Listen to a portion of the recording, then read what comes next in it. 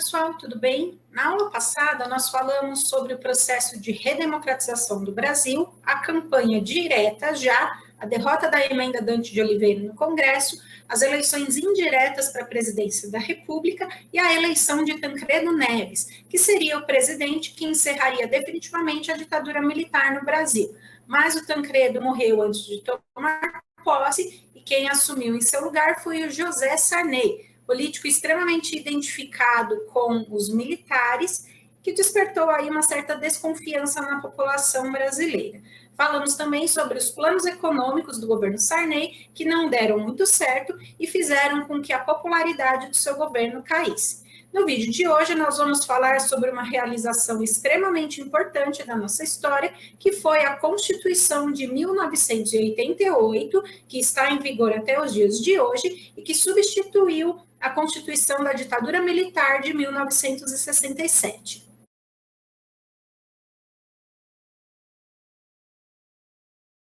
Os trabalhos dessa Constituição, para a elaboração da Constituição, começaram em fevereiro de 1987, onde foi formado o Congresso Constituinte, deputados responsáveis por elaborar a nossa nova Carta Magna, que é o nome também pela qual a Constituição é conhecida. Foram 20 meses de trabalho e todos os dias a população acompanhava pela televisão o chamado Minuto da Constituinte. Eram boletins rápidos para explicar para as pessoas o que estava sendo feito naquele momento. Foi um trabalho difícil, né? Porque elaborar leis para um país não é um trabalho fácil. Em alguns assuntos mais polêmicos, houve debates entre grupos mais progressistas e grupos mais conservadores, mas só para relembrar, já que nós falamos, né, de todas as constituições da nossa história desde o 8º ano. Quando uma constituição é promulgada, que é o caso dessa Constituição, os artigos são apresentados, então quem faz parte dessa elaboração da Constituição apresenta os artigos, né, uma proposta de lei, ela é discutida, né, pelos seus colegas e levada à votação. Caso a maioria concorde com a ideia, ela é aprovada e passa a fazer parte da Constituinte. Caso a maioria não concorde, essas pessoas que não concordam podem dar sugestões, né, para mudar o que está, né, o que acha bom, o que acha ruim, por isso que é um trabalho extremamente demorado. Mas a Constituição ficou pronta, ela é baseada em princípios iluministas, inclusive o artigo 5º da nossa Constituição fala sobre as ideias do John Locke, o direito à vida, à liberdade, e tem outras ideias iluministas também. Essa é a Constituição mais democrática da nossa história, e é conhecida pelo nome de Constituição Cidadã. Só relembrando, desde o 8º ano, nós falamos sobre constituições.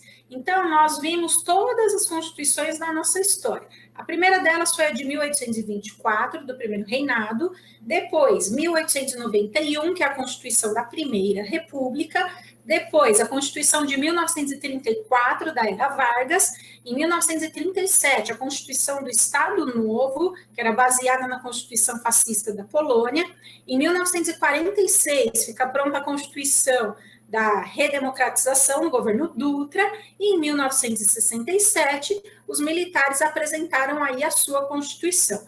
E em 1988 fica pronta a Constituição Cidadã, que está em vigor até os dias de hoje. Essa Constituição fala que as eleições para os membros do Poder Executivo, presidente da República, governadores estaduais e prefeitos, devem ser por voto direto, universal e secreto. Lembra que nós já discutimos a questão do voto secreto. Voto universal é aquele independentemente da renda. E ainda em questão de votação, o voto é obrigatório para pessoas entre 18 e 70 anos de idade. Dos 16 aos 18 e acima dos 70 anos, o voto é facultativo, ou seja, ele não é obrigatório. Essa Constituição também fala sobre a independência dos 3 poderes, executivo, legislativo e judiciário, cada um com as suas funções bem definidas, e a questão de não ficar interferindo um na vida do outro, para impedir que o poder executivo tivesse mais força, como aconteceu durante a ditadura militar. Essa Constituição também garante o direito ao habeas corpus, lembra que nós falamos dele na ditadura militar, que protege a população contra atos abusivos do Estado. Essa Constituição também torna o racismo crime e crime inafiançável, ou seja, sem direito à fiança. Se você for preso por racismo, você não pode pagar fiança para responder o processo em liberdade. Essa Constituição também fala de direitos trabalhistas, limite de jornada de trabalho, 44 horas semanais, férias, fundo de garantia, coisas que a gente fala desde a era Vargas. Fala também sobre a questão da licença maternidade de 120 dias e traz também a questão do direito dos indígenas à terra que eles originalmente ocupam. Uma coisa que, da teoria para a prática, ainda é uma questão muito delicada no Brasil, por conta de interesses econômicos, de pessoas que querem tirar a população indígena das suas terras. Em muitos lugares do Brasil acontecem conflitos, com mortes, inclusive. Então, é uma questão que, embora esteja na Constituição, ela ainda, né, gera muitos problemas, né, no dia a dia, e a população indígena acaba sendo prejudicada.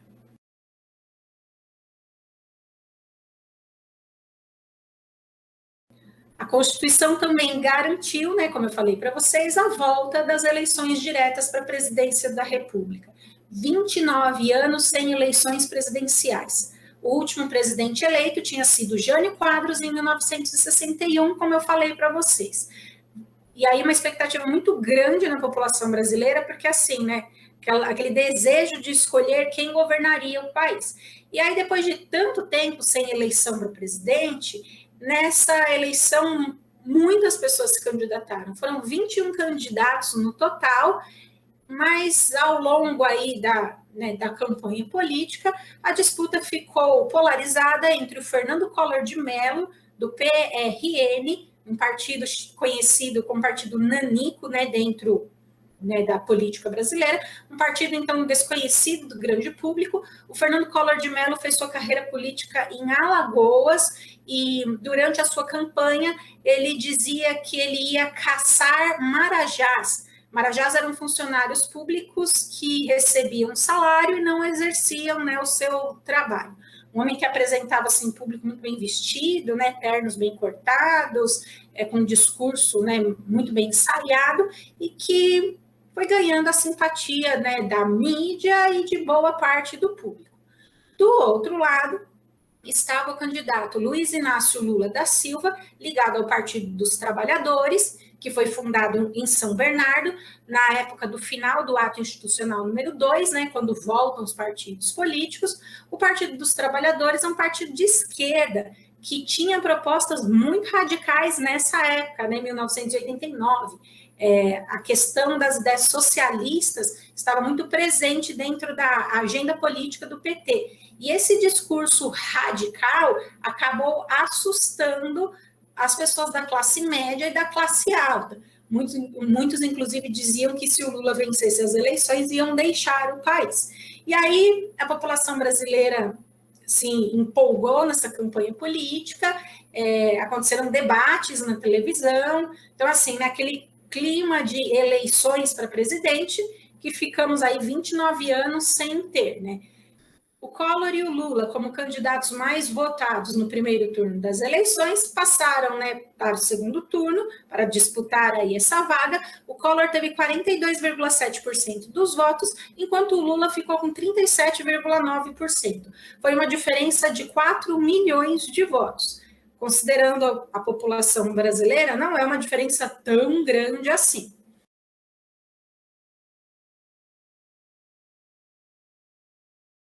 O Jânio Quadros, então, foi o último presidente eleito antes da ditadura militar pelo voto direto. O Fernando Collor de Mello foi o primeiro presidente eleito depois do término da ditadura militar. Quando ele assumiu o poder, ele prometeu acabar com a inflação que já estava em índices altíssimos, né, muito maiores do que, né, no final do governo Sarney. E prometeu também acabar com a corrupção e melhorar a vida dos descamisados, que é como ele chamava a população mais pobre. E a população foi pega de surpresa em 1990 com o Plano Collor, plano econômico para tentar, né, acabar com a crise pela qual o país vinha passando. Como os índices de inflação eram muito altos, ultrapassavam os 1000% ao ano, foi criada uma nova moeda, o cruzeiro, em substituição ao cruzado novo do Plano Verão do governo Sarney. Os preços foram congelados e os salários também foram congelados. Aí, assim, né? Já ouvi essa história antes? Lembra lá no primeiro plano econômico do governo Sarney, que os preços e os salários foram congelados para tentar frear o consumo? E aí, no final das contas, não deu certo? A mesma estratégia foi utilizada aqui. Então, assim, eles não sabiam que essa estratégia já tinha sido usada? Sabiam, mas, né, num primeiro momento, vamos congelar preços e salários para tentar frear o consumo. E uma coisa que pegou a população de surpresa: os recursos das cadernetas de poupança que ultrapassassem 50 mil cruzados, o equivalente a $1.300, foram bloqueados. A caderneta de poupança é um investimento que hoje não dá quase nada de rendimento, quase nada. Mas é um investimento que faz muito sucesso entre a população brasileira, porque no mercado econômico é um investimento de baixo risco. Então, o governo bloqueou quem tivesse, né, acima desses $1.300, teve o seu dinheiro bloqueado. Então, assim, não pode mexer no dinheiro. O governo pegou o seu dinheiro. E aí, o governo prometeu devolver esse dinheiro depois de um tempo em suaves prestações, né, sem juros, sem correção monetária.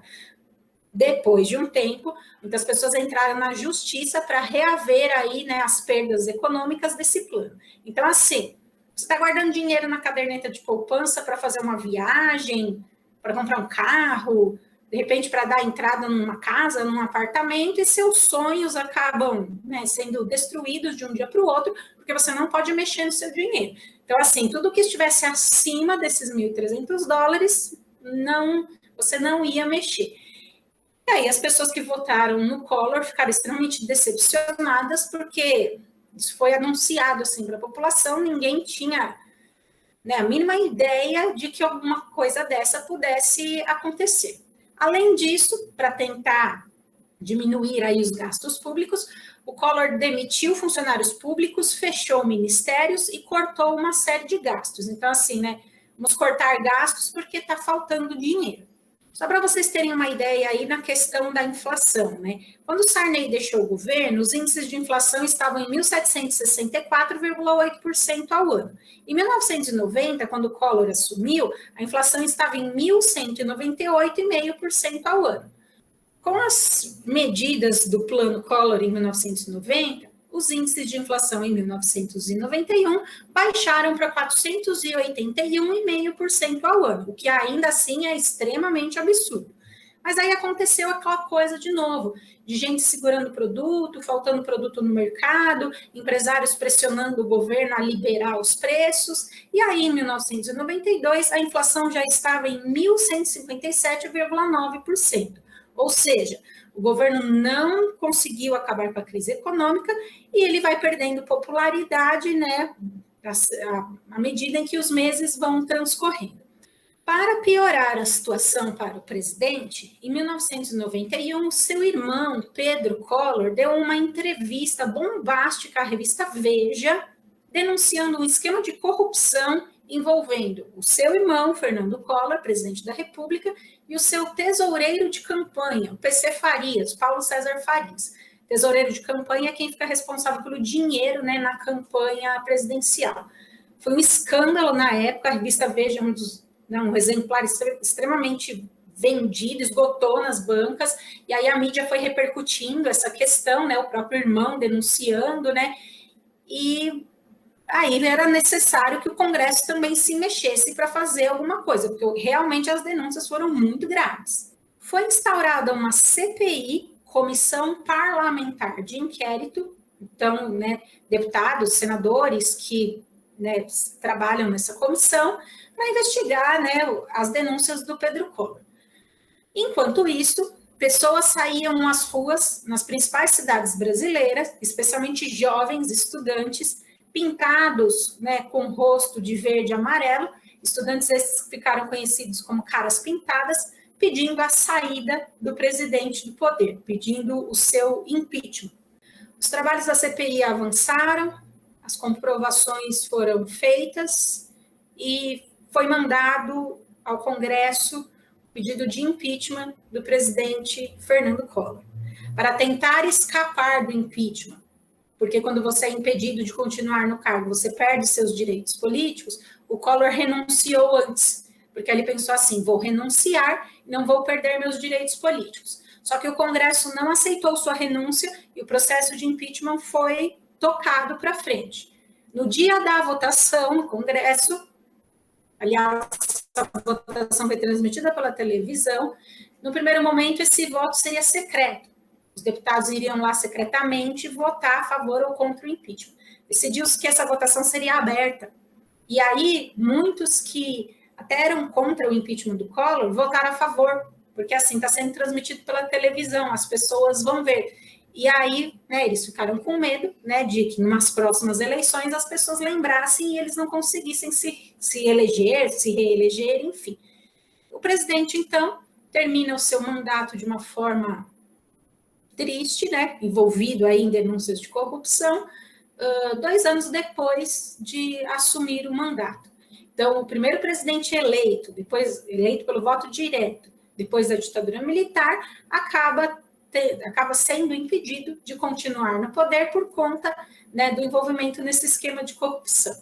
E quando acontece alguma coisa com o presidente, quem assume é o seu vice. No caso, o Itamar Franco assumiu em 1992 para dar continuidade aí a esse governo até que chegassem as próximas eleições.